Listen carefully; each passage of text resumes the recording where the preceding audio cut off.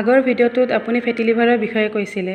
এতিয়া বহুতে জানিব বিচাৰিছে যে যিসকলৰ ফেটি লিভাৰ আছে তেওঁলোকে কেনেধৰণৰ ডায়েট ল'ব বা কেনেধৰণে ফেটি লিভাৰৰ পৰা তেওঁলোকে মুক্ত হ'ব। একচুৱেলি চাব, ফেটি লিভাৰ যিসকলৰ হৈছে সিহঁতৰ জেনেৰেলি সিহঁতৰ যিখিনি নৰ্মেল বডি ৱেইট হ'ব লাগে তাতকৈ সিহঁতৰ অভাৰ হৈ গৈছে, ৱেইট গেইন হৈছে। সেইকাৰণে ফেটি লিভাৰ প্ৰব্লেমটো জেনেৰেলি দেখা যায়। কিছুমানৰ জেনেটিকেলিও ক্ষীণ অৱস্থাটো ফেটি লিভাৰ হয়, সেইটো বেলেগ কথা। কিন্তু যিসকলৰ অভাৰ ৱেইট হৈছে সেইসকলে কি কৰিব, প্ৰথমতে নিজৰ আপুনি বডি ৱেইট কণ্ট্ৰল কৰিব লাগিব, যাৰ বাবে আপুনি এটলিষ্ট দৈনন্দিন 1 ঘণ্টা কমে আপোনাৰ নিজৰ কাৰণে আপুনি দিবই লাগিব। আপুনি ৱৰ্কআউট কৰিব লাগিব, আপুনি জিম যাব লাগিব, বা আপুনি ৱাকিং কৰক, চাইক্লিং কৰক, ৰানিং কৰক, এনি আপুনি ফিজিকেল এক্টিভিটিছ কৰক, ঠিক আছে। তাৰপিছত আপুনি নিজৰ ডায়েটত অকণমান যত্ন ল'ব লাগিব।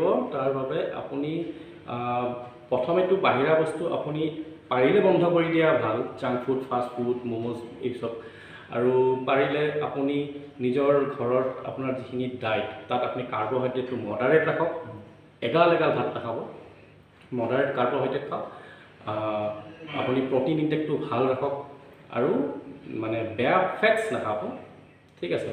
আপুনি মানে আপোনাৰ মানে কুকিং অইল অকণমান কণ্ট্ৰল কৰি দিয়ক, ঠিক আছে। তাৰপিছত আপুনি চাব আপোনাৰ অট'মেটিকেলি আপোনাৰ ফেটি লিভাৰ প্ৰব্লেম আপোনাৰ বহুতখিনি ছল্ভ হৈ যাব।